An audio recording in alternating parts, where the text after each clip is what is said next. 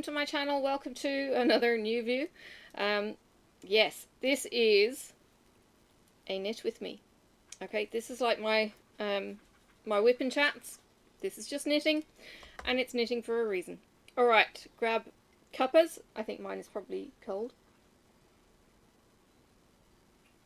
Yeah, it's tepid. Okay. Grab your work, whatever you are working on. Today is pretty much just going to be me chatting. You'll see me knitting. Hopefully you won't see me dropping too many stitches or screwing up too much. And look, I'll show you what I've got. So this is the Metamorph Magus wrap. This is by Medina Perna, maybe. This is from the Harry Potter Forbidden Fibre yarn that I got for the Christmas Advent box. So it's actually the 12 Days of Christmas. The vlog, if I can remember, I will put up in the eye. The vlogs were when I was recouping in bed, and I was opening one of these a day of each of these balls of yarn. So I have rolled them. So we have yarn balls now rather than little hanks. The colours were incredible. You can see from that gorgeous here Chicky modelling the wrap how incredible it actually is. I think what she has, well, I think she has used different colours, or something has happened, because it actually mirrors as it goes through. So I'm doing the blue into the red, and I think that's actually on the underneath side of that wrap, so it doesn't quite look the same, and when I look at it I get all kinds confused just because it confuses me. And it's all new stitch, well, it's not quite all new stitches to me, but some of it is not necessarily familiar. I've had to go and YouTube and all of that kind of thing. So I'm going to try and jabber, and I've just realised that my pattern is under my camera. Give me a second. Sorry for that angle that you get. I just need to prop this up where I can see it, because I just need to reference it once in a while, usually at the start of each row.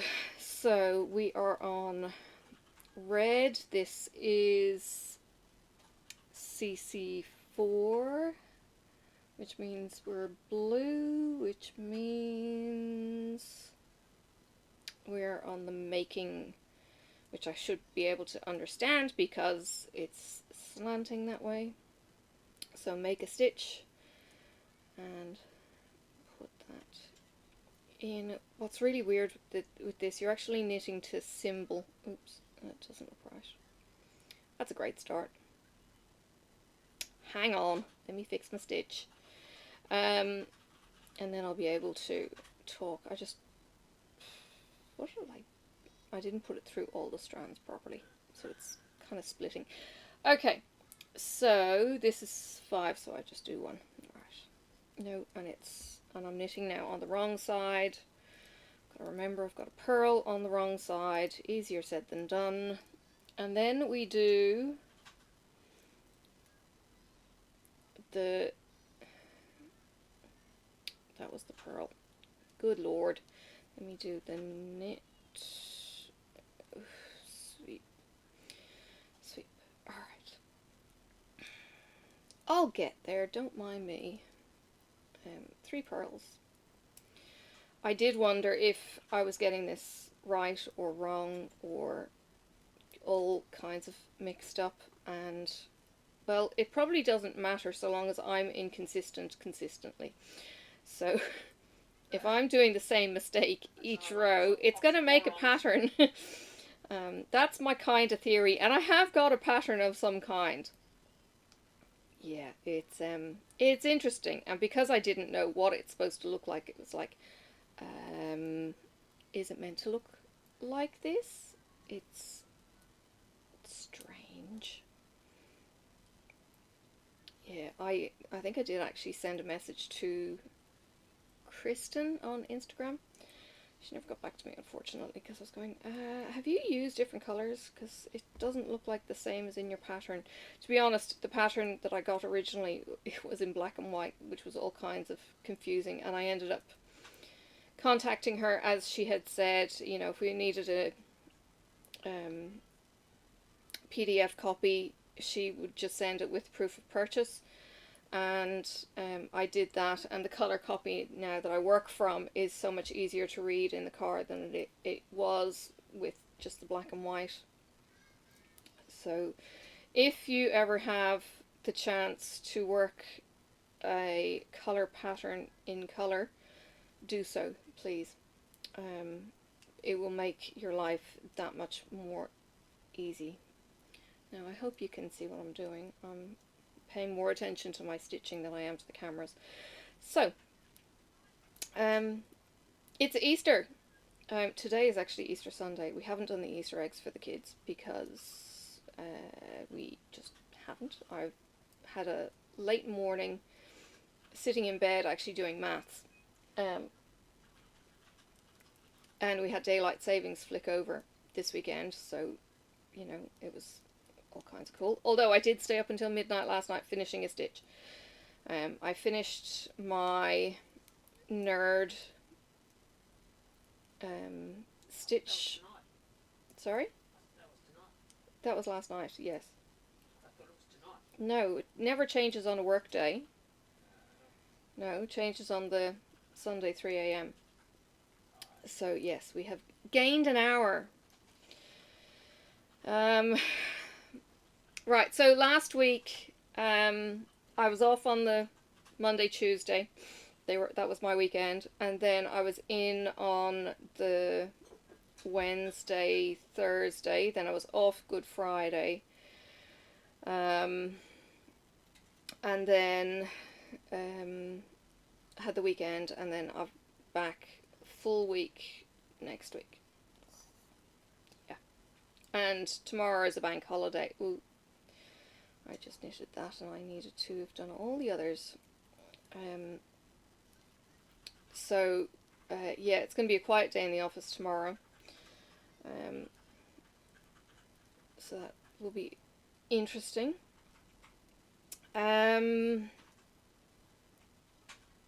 Yesterday, the weather was unreal. It was actually what they call here, well, I don't know if it's an Australia-wide terminology, it's called a hot response day. It basically means that it's going to be very hot, it's going to be very windy, and you are to be in a state of readiness or preparedness to fight fire. So, or be aware if one starts. Now, when I did get up yesterday, I think I had just finished coffee. No, I hadn't finished my coffee. Marcus was negotiating on Gumtree for a scroll saw, and we hadn't planned a trip because of the wind and heat, so I hadn't organised a trip. Marcus completely abdicated any responsibility for this. Anyway, we didn't go for a day. Well, we didn't plan for a day trip. So he's looking on Gumtree, the local buy and sell kind of page, for a scroll saw, and he finds one down in a place called Craddock, which is down the Huon Valley. It's a little okay, I'm going to be a little bit crass here. It's a little scrotum off the land that goes down towards the south. And it's just this pretty little kind of peninsula. Quite pretty for a scrotum, you're saying? Sorry? Quite pretty for a scrotum. God. You mean you're talking about the shape of the land? I'm talking about the shape of the land on the map, yes. Thank you for untangling that. Anyway, went down. Had to get your things. Yeah, had to untangle my bits. We went down. This guy said, yeah, he'd be there. Put the address in. Of course, I had to check if there's any geocaches down there, so I did. So penciled in the one, and then when we got the one, checked if there were any others nearby more than anything, and there were. So we drove down, and this guy is, I don't know what the heck. It was a little block. I don't know how big it was, but the building area that he was in was just this mishmash of a shed and a caravan and a bit of, everything was just looked like mid-progress of creating something. Not necessarily something very pretty, but, it was his home. He apparently bought it as a work in progress, and he said it's a huge project. Yeah. But anyway, Marcus got his scroll saw, and then on the way back north, we stopped at a park that had a barbecue area under cover, and was open on two sides, so it wasn't enclosed. It wasn't closed by doors or anything. Australia is big for its outdoor barbecue areas, but this is fully roofed. Okay, there's a piece of land at the back of this Veterans Community Centre thing at Craddock, and it's it's a little bit unkempt. There's a couple of pretty average kids kind of play rides. There's a swing, two swings, a seesaw, and I don't know if there was something else in there. And at the back of the paddock is an open field with some cows. So there was some calves and some kind of like teenage calves or heifers at the back. And there was a cache on the fence that was the first stop. So grabbed that really quickly. The last person who was there said that they couldn't find it, and when I went there, I'm kind of going, how could they not find this? This is just, if you're familiar with a bison, it was a bison hanging on the fence, and it was like, what the? Yeah, really obvious. Anyway, they didn't find it for whatever reason. Maybe it had scooted along the fence or something. So found it, signed the log, marvelled over the holly bush that was right next to it, and then looked where we were heading to, because we had mentioned to the kids that we'd take them to the park that we had driven past on the way down. So on the way to that, there's another cache, and I think it was described as Who Knew This Was Here. I think it was called Who Knew. And somebody had put their car in to get serviced or something, found this little park in the middle of nothing, and then ended up putting a cache there, as you do. So there's this little platform, and under the platform is where the cache lived. And Marcus was reading out the bit on the top about the area being black gums and swampy kind of trees and all of that kind of thing. As I'm looking for the cache, thinking, where? I'm kind of looking at all the spider webs over my head going, I don't want to be putting my hand into places that I'm not, comfortable. Can't see, it's very dark and all that kind of thing. Anyway, put my big girl pants on and lifted a log as the kid came in and gave me a hand. So she grabbed the cache box as I lifted the log, and the contents were putrid. They were wet, like soggy wet. They were dripping, and the logbook itself was black mold and stank. So I logged a maintenance note on that one.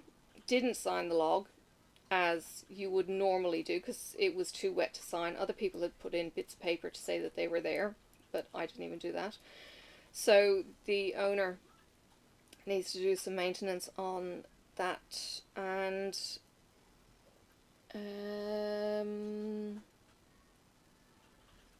just looking at, no, these are my final, I've got to shrink it here. So, yeah, did that one, and then took the kids down, let them play in the playground. We're hitting 32 degrees at this stage, and it's really, really hot. It's really, really windy, and I'm going to leave that stitch as it is. And we kind of go, yeah, ice cream would be really good. So kind of think, you know, it's a small town. Surely that's somewhere that does scoop ice creams. No, did not find anywhere that did scoop ice creams. Now look, I'm not from the town, so I didn't look very hard. So there was, and it was too hot, it was too windy, and it was just like, yike. So like it was getting to uncomfortably, the wind was ridiculous, but it was getting to uncomfortably hot. So I walked up the town, grabbed another cache, the last one that I did, which again somebody had posted, I think. I didn't find, and I'm kind of going, how could you not find this? Okay, it's one of the little, where's my finger? It's about the size of my nail. It's a little metallic tube, no bigger than my nail, no longer than my nail. It has a scroll of paper inside. It's got a magnet on its butt, and they are called nano caches, micro nanos, whatever. I was confused the two. I think it's a nano. Anyway, I walk up to ground zero, and there's a choice of 3 flagpoles. It's actually called, what's it called? Invisibility something or other, because there's one in the US that's a similar, so it's a sister kind of cache. Anyway, invisibility cloak or something from Muggles. And walked up and ducked down and looked on one of the brackets. And the thing is sitting there, you know, like all its bits hanging out. Not really. But it was really obvious that it was there. So then I'm actually I was quite sore at this point, so I needed to kind of stretch, but there was a ute part next to me. Are you around? I'm round? Yeah, you're around. I'm around. Yeah, okay. You're around. Anyway, there was a ute part next to me that I was kind of going, oh, I don't want to grab this while he's kind of there, but anyway, he pulled off, pulled away. And no, you can't sit on my lap, Sophie. I'm trying to knit. Sorry. Knitting. Yeah. Only need to finish knitting. Yes, I need to finish my knitting. And I'm drawing pen. No. Please, I'm recording as well, Sophie. Go. You can sit there if you like. Don't break that. What? Don't break it. Yes, Don't. That's going to break it. Oh. No. Don't touch the keyboard. This kid does not like listening. Huh? Don't know what the hell you're talking about. Anyway, hopefully she doesn't hit stop, and if she does, I pick it up pretty quickly. So yeah, I grab the log. I sit down. No, I stand down at the post office. I scribble my name or initials or something into the logbook, and walk past. And literally, like stealth, slap the thing back on. Talk to Daddy. Busy. Slap the cache back at ground zero and save the draft for later to say I found it. What they actually wanted people to do was put down the time and the day that they found it, because they kind of thought, you know, this is really one for nighttime. There were logs there where people said that they were searching for half an hour and not finding it. And I'm kind of thinking, how could you miss this thing? I mean, I know it's small, but it was like, you know, balls obvious. I don't know. Maybe there's just rookies. And look, trust me. Yeah. Trust me, I have gone to caches and I have been so blind. Or one of them I actually went to and I don't think I could reach what was the actual cache. Shh, I'm shorter. Yes. I need to go back with hubby's longer arms to help me with that one. Every time I say something to her, she's, huh? Huh? It's like, oh my god, brain not computing. It's rubbish night. Oh my goodness, it's not. It's rubbish night. Huh? It's rubbish night. It's See? rubbish. Huh? It's Anyway, so yeah, grab the cache. It's still blowing crazy. Hubby and the kids have now finished playing at the playground. And I said, okay, I'll try and find somewhere for ice cream. Am I just choosing? And he goes, yeah. Walk up the street and the wind is just driving me scatty. It's that hot wind that you can't think with it. So it was like, okay, I can't see a shop that's going to have ice cream cones. I'm going to go to Woolies, the supermarket, and I'm going to buy a packet of 4 ice creams, and we're all going to just have to eat the same ice cream rather than having a choice. And that worked. The amount of people in the store was horrendous. It was so busy. It was crazy. And you're talking like a country town that doesn't seem to have that many people in it. They were all in the Woolworths supermarket yesterday. It was bonkers. So, yeah. Finally got the 4 ice creams and got back in the car and started heading home. And didn't have pizza because it was so hot. We had chops and salad. Marcus got his saw for a fairly decent price. He said it was well worn, well used, that kind of thing. Anyway, and then I stayed up until I think midnight stitching the last letter for Nerd, which actually is a Pikachu on the D. So it is done. I need to sign it, and I need to then frame it. I think I've already mentioned that I was going to put it in a 8x10 picture frame, and yeah, so hopefully I will get around to getting that during the week and can show a finished You're a rat bag. yeah, need to get a frame. We'll try and get that this week, and we'll hopefully have a finish soon. Maybe for May floss tube. I actually haven't done a floss tube yet this month, even though yesterday was the first Saturday of the month. So yeah, I've got a lot to show you. So yeah, there's that. Now, time-wise I think we're about 20 minutes in. Okay, I'm going to do the, shh, don't tell anyone kind of thing. Hang on. I don't know if this will work. Oh yeah, that's better. Okay. So. Shh. Be very, very quiet. This is my giveaway. Up there in that Pippa mug here is actually my Nostopinna. It's the stick, basically, for winding the yarn into balls. Okay, so you get the yarn hank, and you can wind it on that stick. So, I am giving away a Nostopinna. Now, the Nostopinna that I'm giving away, I have actually shown in other videos, and it's kind of like a thick spurtle, if you're familiar with them. It's a Scottish spoon without the spoon bit, stick. It's like a thick drumstick or handle of a wooden spoon.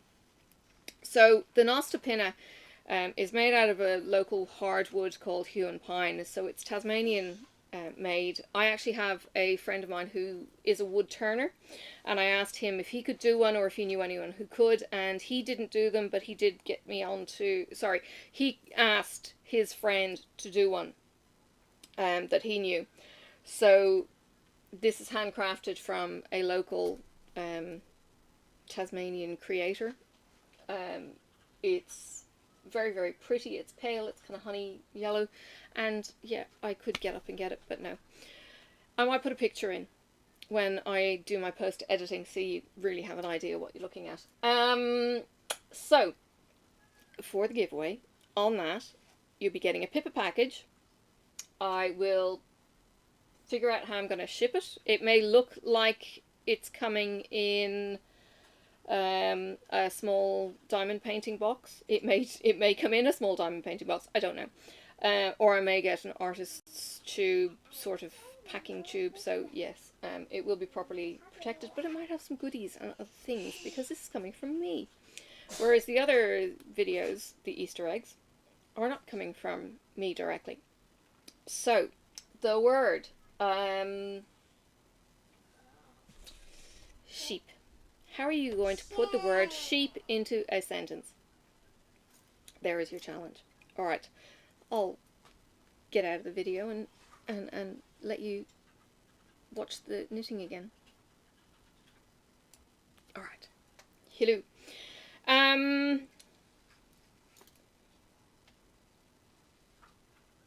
So yeah, stitching till midnight last night. Not a good thing. I'm going to be exhausted by the end of the week. And I actually got a message from hubby saying, this is really bad for your routine. And I had the lights all switch off on me. Because the house was telling me to go to bed too. It's all very rude. Yeah, it goes off at midnight. Or 5 past midnight. So, yeah. But I was literally just putting in the last 2 stitches, so it was fine. I was. Today then, so today I was actually awake, well, I use the terminology awake kind of loosely because, to be honest, Marcus can be lying in bed actually awake, sounding like he's asleep. So I don't know if he was awake or not, but either way, I was awake. And I decided to look for a geocache just to put in a list. So I'm looking at one of the geocaches and it's a puzzle and I'm thinking, oh, I can't do this on my phone. For a start, the battery is dying. I can't use it and keep it plugged in at the same time. I'll jump on the computer. So I jump on the computer and I start working on this maths puzzle, which is a virtual puzzle, and we have a suburb near us called Moona, and the streets there in this little kind of cloister are 1st, 2nd, 3rd, 4th up to 12th 12th Avenue, I think it is. They're all, I think they're avenues, I could be wrong. Anyway, they're all the 1st, 2nd, 3rd kind of terminologies. So you had to put all of those A, B, C, D in the order that they were told go to this coordinate. So I was actually able to do this on Google Maps and worked out all of my numbers and then did my math and put it into what's called a geo-checker, which means that you can check that your coordinates are correct in the first place, which is fantastic. And I was correct. And I'm kind of there, so feeling a bit chuffed with myself and decide I'll give another one a go. Well, the next one was another puzzle, but it started off with, now, is it called Minesweeper? Or Mines? The one with the mines, you hit a mine, or you hit a number, and then the number tells you how many mines are right next to it. You know that game? I don't know if it's called Mines or Minesweeper. It may be Minesweeper on some kind of platforms. But the point of it is you had to clear the board and then you had to total the columns and then you had to do some maths. So I think I've probably finished most of my coffee at this stage, but I battled through Minesweeper, and I hate Minesweeper. I never really played it very well. I mean, I understand the theory, but I liked Sudoku, but Minesweeper was a bit too, maybe it was a bit too logic. I don't know. I got bored with it easily, put it that way. So, I managed to get really close, and then it's saying, you've got one square wrong. And I couldn't figure out which one was wrong. Well, it turned out that the one square wrong was in a cloister of all of them. And I'm looking at them going, no, that number's right and that number's right. So I end up going into another tab with it again and literally picking off all of the numbers I already accounted for. And then it was, I don't know, I think I just blew things up and then undid and blew things up and undid, and yeah, went like that for a little bit. So I eventually got all my numbers. And from my numbers then, I had to total each column. So I'm going, okay, doing this and transferring it into another tab, which is a keep note, and doing my maths and going, oh my god, I'm wrong. Where am I wrong? And then I ended up opening another app called GIMP. So I could actually write the numbers on the bottom of the columns and write the column on the top. And I'm totaling each of them, and then I realized that I had got a number wrong. So that got fixed, but I only figured out that that was wrong after I put it on pen and paper. I really had to go old school because the brain just wasn't computing. So I got this last one just as I got a message, and it was asked, hey, what are you up to? And I said, I've just solved a maths puzzle. I'm gonna head out and do some caching. So yeah, had 4 local caches. So one of the caches that I had also solved was a binary cache, which is a really simple decode. The binary cache is literally you put your ones and zeros into a decoder and it spits back out again with text. And it's like, yahoo, this is cool. My husband's probably horrified. About what? Using a binary decoder. He could probably read the damn thing, just by looking at it. Yeah. So, I've got 4 caches in my list in, pretty close by. So, I asked Sophie if she's going to join me, and she goes, yeah, okay. Ask the kid if she's going to join me, and she goes, yeah, okay. So, load the kids into the car and head out for the first one. So we go to this first park where I try and do a recording with my new lapel mic, and I don't know if I've got it right because it still sounded like the wind was buffeting, so I've got to check that my connections are right, do it in a more controlled environment and all of that kind of jazz. So yeah, there's this park, and it's in the middle of suburbia. It's in the middle of all these houses, and this park is literally tucked in behind these houses, and it's got these rolling hills that just keep going, and it's got this foresty bit in the middle, and it's got a couple of picnic shelters. I think around the corner of some of these trees, there was a slide off in the distance, and there was some other kind of play equipment and everything else, because they're brilliant for putting the play equipment in the parks here in Australia. And it was fantastic. So get down to this, off the beaten track kind of thing. There's a trail that people have made going through, but go down this off the beaten track, and then there's another off the beaten track, and get to ground zero and looking and not finding the cache, and then I look on the ground and I go, oops, there's a tube sitting on the ground that shouldn't be there, that has fallen. Now what am I doing? I'm doing that grey, so make M1, and then it is, this is the knit together business. Oh no, hang on, that's the make, then there's the pearl. I'll get there. Don't mind me. Knit together. Right. So get to pick this soggy cache up because it's been out in the elements, and yeah, it's fine. and think, yeah, it's definitely not meant to be lying out in the open like this. So I look around the stump where it's meant to be and figure out where it's meant to go and pop it back in and write my note and let the owner know what's going on with it. So that's all good.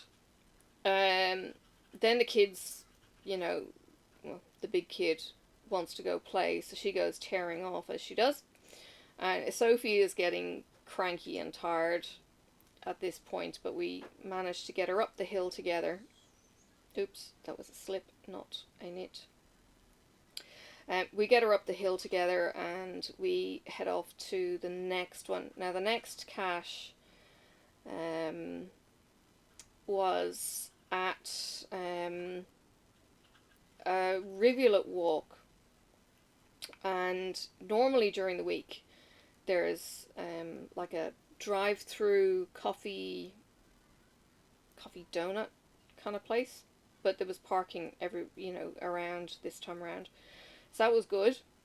Walked to the rivulet, and the clue for this said under but not under, and you could see why it was under and not under, because there is a boardwalk alongside the rivulet. Now the rivulet, I call it a rivulet, I don't call it a rivulet, the place calls it a rivulet. It's a stream. It's maybe 4 or 5 meters across. It only really gets going full tilt when there's been a rain on the mountain and that kind of thing. Ordinarily it's just a fairly sedate stream. But it's got, proper edging on the boardwalk with the railing, and it's really, really pretty, and it actually takes you down to one of the high schools, and then if you keep going you can get down to the river. So look at this, ground zero coordinates, and duck my head down, actually go down the steps a couple and see the cache, and it's like, okay, cool. Go up, swipe it, right in it, and start walking down the boardwalk. Well, alongside the boardwalk is a hedge, and the hedge doesn't look like it's got flowers, but it clearly does, because there's bees going absolutely ballistic all over this bush.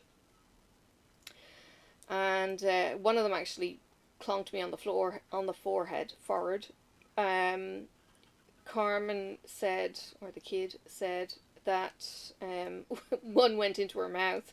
I think it made a rapid exit at the same time, so she wasn't stung either, but it was like, okay, we need to just be careful here. So we walk down the rivulet, walk back, get in the car, and head off then to the next one. Well, the next two, actually, because one was a mystery that they actually had the cache out in the river, in the middle of the river, so of course you had to solve it, because they never put cache locations for puzzles at the cache site. You have to figure out the coordinates within a 2-mile radius kind of thing. So had solved that one. That was the Minesweeper one. And then they had also put in one that was very, very cryptic, in that it said something about male progeny and khaki, and I didn't really understand. Oops, again, it's a slip, not a knit. Didn't understand the hint. Either way, found the cache just because I happened to be standing on the right side of the tree for the last one. But there was something like toxic ground or contaminated ground from, it was all reclaimed, quite high reclaimed, but yeah. So did that, and did the other maths puzzle one, which was a quick find. That was at the base of a tree. No issues whatsoever. You were slightly out of sight of the road on that one. So it was all good, and then the request was that the kids go to the park. So we went to the park, and Sophie, I didn't get her on video, but Sophie navigated this chain kind of bar thing So let me try and explain this. This bit of the playground equipment had a mesh with 3 lines, basically. So you've got 3 chains and 2 bars. Okay, so I was encouraging Sophie to stand on the bars and hold the rail up at the top. So this was kind of her limit. She was, you know, the railing was as high, and there was an awful lot of open stuff around her. She did brilliantly on this thing. So she's crossing this chain thing that moves quite a bit, and then going and doing the twisty slide that's, I don't know, it's got 2 twists, I think. So she's bombing around doing that. The other kid is running around going from equipment to equipment to equipment. There's kids all over the place. There's a family having a birthday or a barbecue or something. So there's kids everywhere. Yeah, it was just really nice little playground. And then Sophie started conking out just as we get home. So she was given something to eat. So that was our adventure this weekend. Geocaching. Not much to show for it, and I had planned on recording but didn't really know what to expect. It was really windy, and the buffeting, you'd have seen stuff but you wouldn't have heard stuff, or you would have missed maybe if I was talking what I was saying, because the wind was just really quite ferocious in certain spots. So I apologise for having no pretty photos this weekend. Daylight savings has now happened, so that means Marcus is going to start growing facial fungus. That's slip. So when I met him, he had an online handle, because we met online. He had an online handle called Beard Optional. Now this came about. So was that beard optional? Beard Optional. So through the various metamorphoses of Marcus, he has either been bearded or clean shaven. And I didn't really mind either way, but it got to a point, I think, in the first year.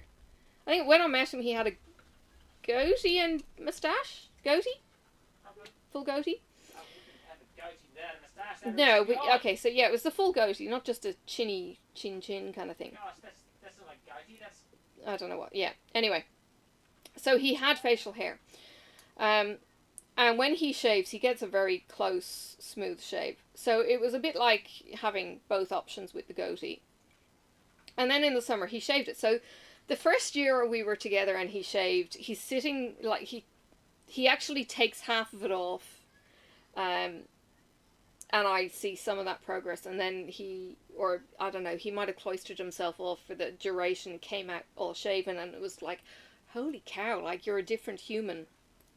Have you got partners and husbands who have ever done this? You'll know exactly what I'm talking about. So this other human comes out that I'm kind of going, oh my god, you sound the same, but you don't look the same. What the hell? It played with my head for about 3 days before I settled down and stopped staring at him. It was hilarious. So from then on, we have ended up having the daylight savings shave, I suppose, because it's not daylight savings that he has a beard. So during our winter, if you can even call it winter, yeah, Marcus gets his beard. So it's usually trimmed or shaped somehow throughout the process. Sometimes, if we can, either of us could be bothered. I think last year we couldn't be bothered much, so it got quite feral. Yeah, he says it's all about me, but it got quite feral last year. You know, at the beginning of daylight savings. So the first year, yeah. So the first year we had Sophie for daylight savings for the shave.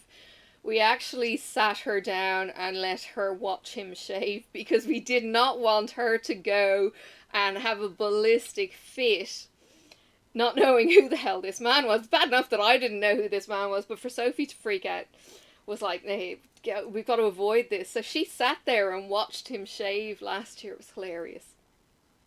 So funny. Now something has couldn't watch, couldn't walk away. Gone wrong. Oh yes. Yeah, so that was the first shave, and then the years after that. So we've got the. Actually, I might try and put this one in. This is one of the shaves that he did. 1 year he did a time lapse with the heat gun, and yeah, I'll put that in round about here.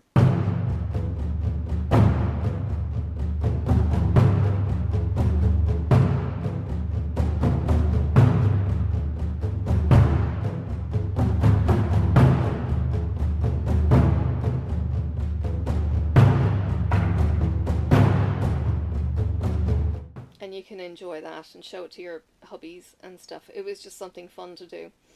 So he did half a shave in this, and yeah. So yeah, the beard is going to come back. I don't know what scaping I will do. How short we will keep it, I don't know. I actually don't mind having the freedom, I think, to choose, and the fun in the playing with it and stuff. So yeah, I did actually threaten, I think last year, to send him to the barber, and then COVID hit. But we've got a barber in town that actually specializes in, you know, male grooming. No, thanks. And Marcus goes, no. So it didn't happen. But I just needed, you know, some help, because it's really hard looking online for beard shapes. And beards are so popular these days. Certainly in Australia, like every young man has a beard of some ilk. Some are better than others, including one of my kids, 2 of my kids, having No, don't look like that. having the bearded growth.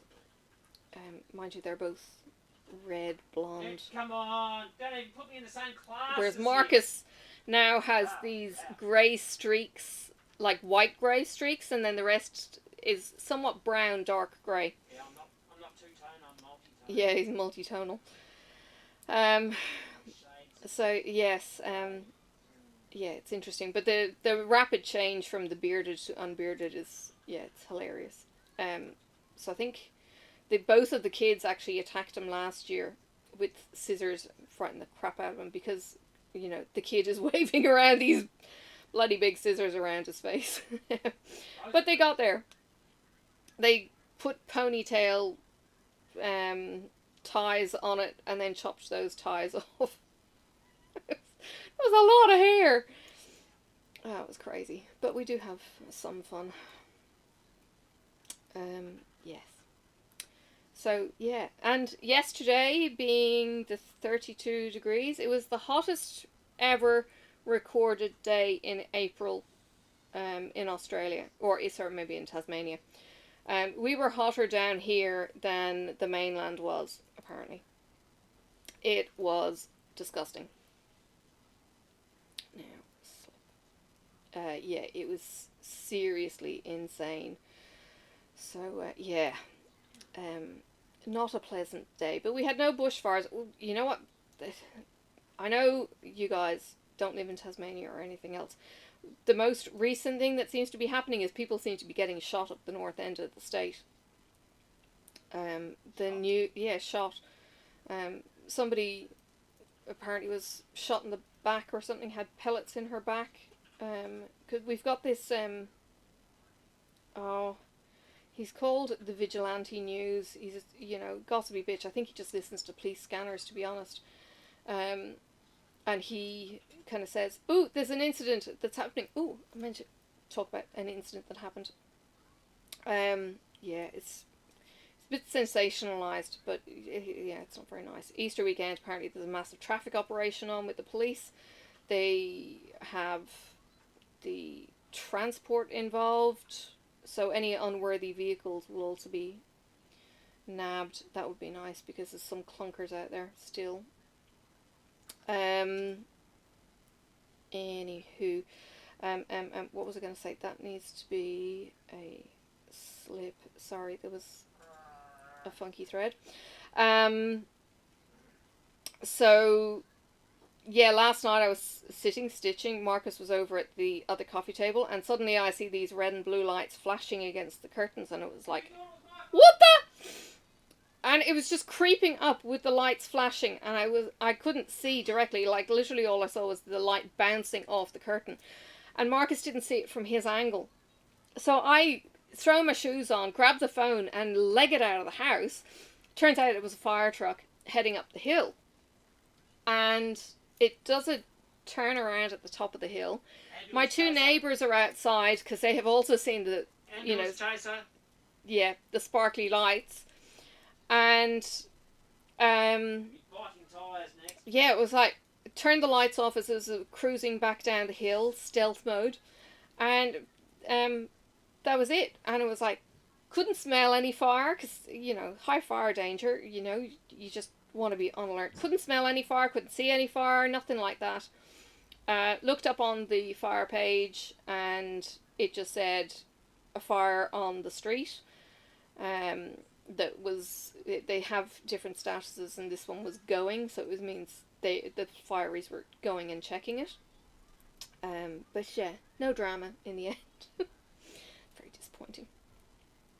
But having the red and blue lights, you know, creeping up the street was a little bit kind of like, what? Yeah.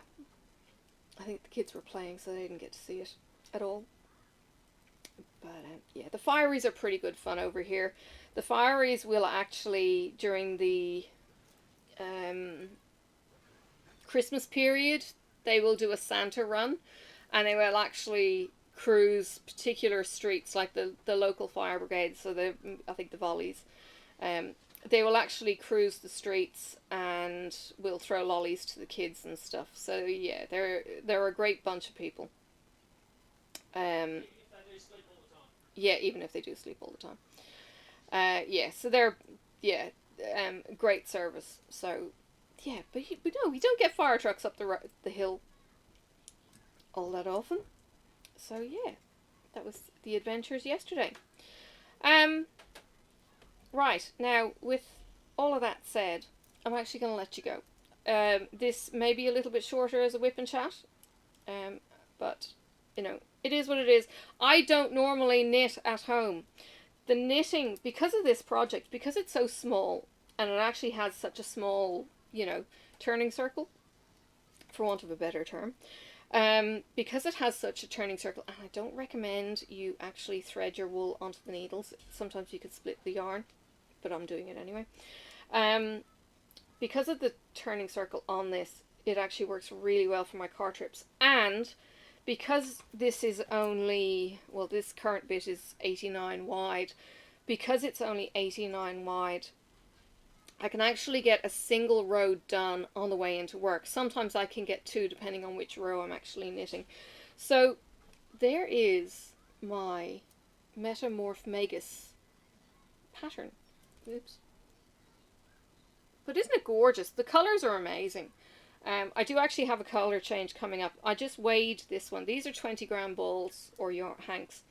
And I just weighed it, and it's 15. When it gets down to half, if I haven't already run out of red, I then have to swap the red out for the previous blue. So it's going to go back into the kind of bluey green kind of mix, you know, as a colour change. So, yeah. There is a bright yellow coming. Mr. Weasley asks what is the function of a yellow duck? You'll have to look at my vlog videos to actually see the colours in their full kind of unveiling. So yeah, there's that. Thank you for joining me. I know my videos have been a little bit light on I have been struggling either time-wise or getting my head around stuff, or my computer giving me issues because it's clicking. We haven't figured out why it's clicking, which means that Marcus is kind of going, turn it off, because it's clicking when we're not using it, when I'm not using it. And it could be doing a bad thing. So I'm trying to use it, step away, leave it off. Whereas before it had been always on, so I could kind of tinker every now and then. So habits have changed, and habits really changed after Christmas. With me getting into stuff. I'm actually going to pull the big screen out again. So yeah, habits changed after Christmas, and yeah, I kind of got out of, I don't know, got out of the habit of recording or something. So yes, and I miss it. I miss doing it. I miss the editing. I miss the smoothness. I miss the lack of hassle with the computer and all of that kind of jazz. So yeah, I'm feeling it too. So at the moment it's 2 videos. Hopefully I'll get a video. I've got videos recorded that I just need to process. Actually, I think you could get Darn Good Yarn at the beginning of the week as well, Monday, because this goes out on the Wednesday. So go join Daddy. Huh? Go put your shoes on and go. Daddy's lighting the barbecue. Daddy, want to play? She wants to go play.